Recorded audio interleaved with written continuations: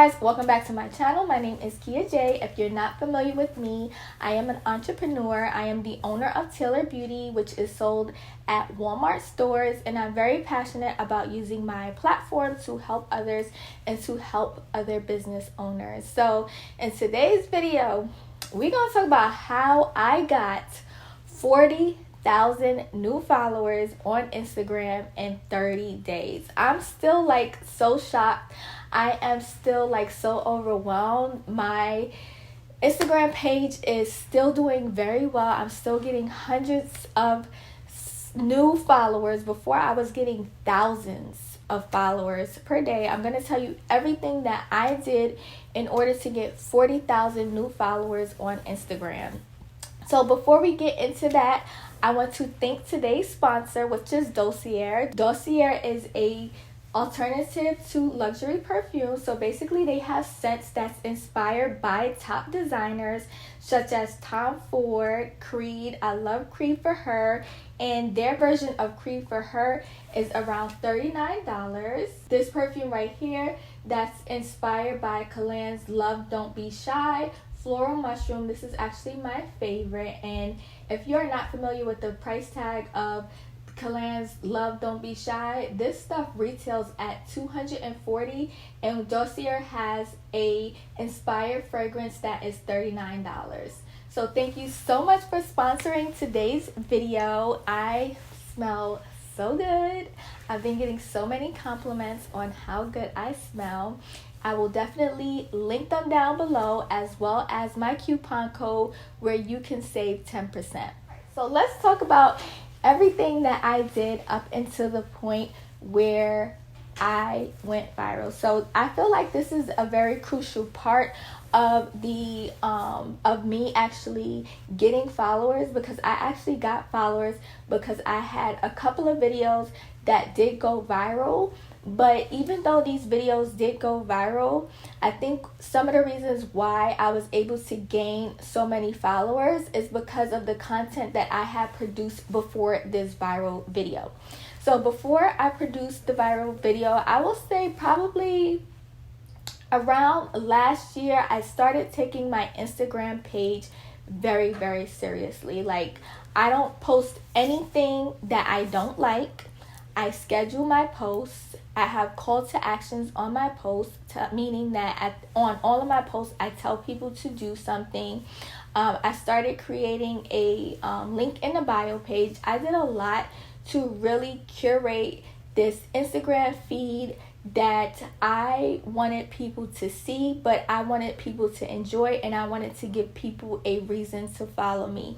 That was really, really important, because without those things, you kind of look like you just post on Instagram. Instagram is a hobby, and you're not giving people a real reason to follow you. So I really went ahead and choose what I was going to post, and I was really very niche specific about my posts. Now, my posts are really showcasing a Black woman in luxury who happens to be a business owner, and that's what the story that I really wanted to tell on my feed. So I began posting pictures that really told that story, as well as producing really high quality content. If the content that I wasn't posting on my page didn't have bright lighting, if I didn't look good in the pictures, if my makeup didn't look good, if anything didn't look good, I did not want to post that, because I started taking my Instagram very serious, and I wanted to really showcase myself as a brand. So once I started doing that, I started figuring out what kind of content that I wanted to tell. And basically, when people start following you, they follow you because they saw something that they like, and they want to continue to see that type of content. So once I started doing that, I noticed that my page started to grow. My engagement rate became higher, such as my likes, comments, and shares, and my posts were doing much better. Now, the other thing I started doing was Reels. Reels really helped my brand to grow, but it took one viral reel for me to get all of those followers. So when I started doing my Reels, One of the things that I actually did was I invested into a better phone. Now, I think before I started getting good like tractions on my posts, I had an iPhone X. Now, I'm not saying the iPhone X is a bad phone. I'm saying that once I got my iPhone 13 Pro Max, my content looks so much better. That is when my post started to do really well. I seen a post that I had 250,000 views. I seen another one. I think that one even surpassed 250,000 views. And once I started doing that, the followers started coming in.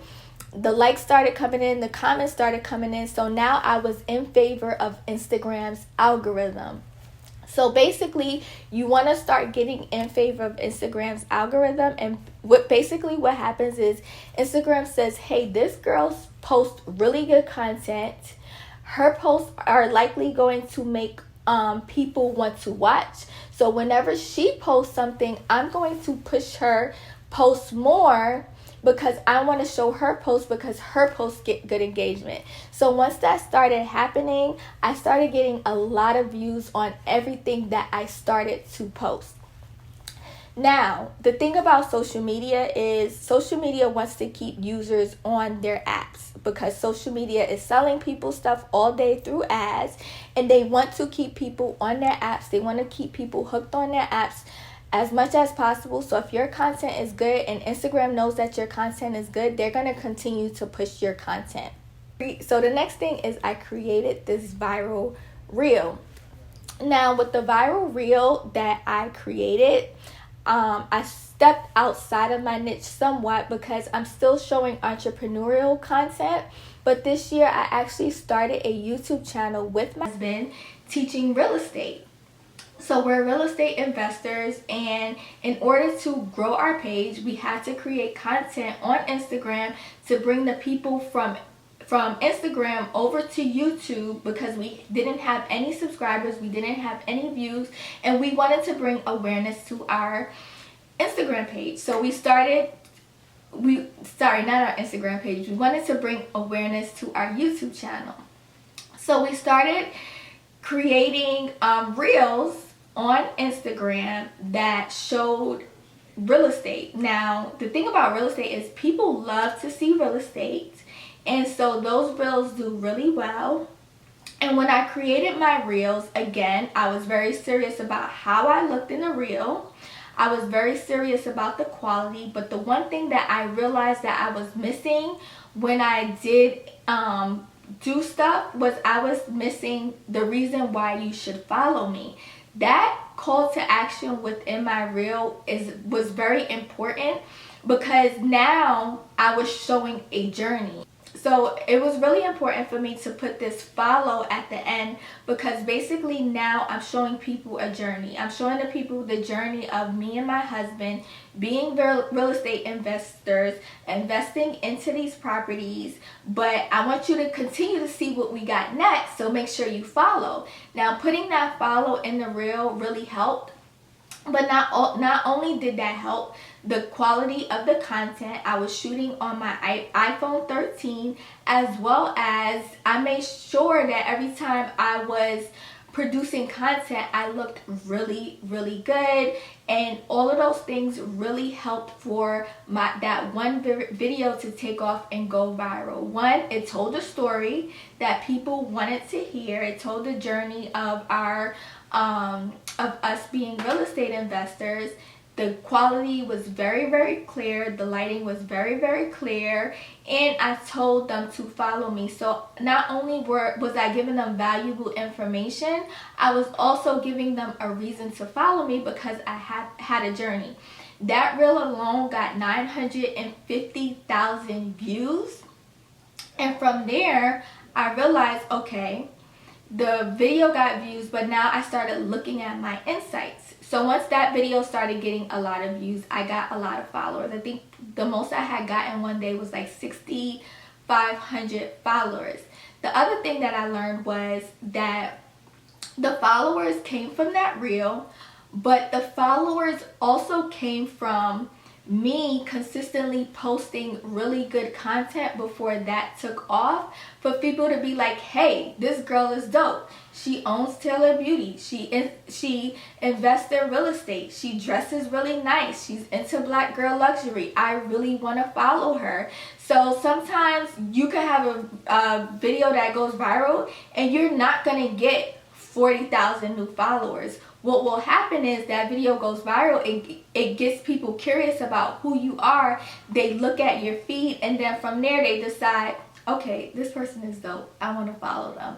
From there, what I did was I started to now continue to tell that story.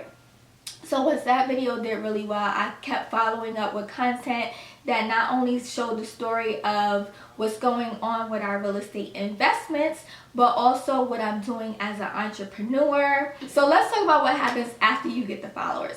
So after the followers come in, it's still important to produce really good content. One, because people are coming in from my page because they like my niche. They like the fact that I'm an entrepreneur, that I'm this black woman in luxury, that I'm this real estate investor, and I have to keep showing them.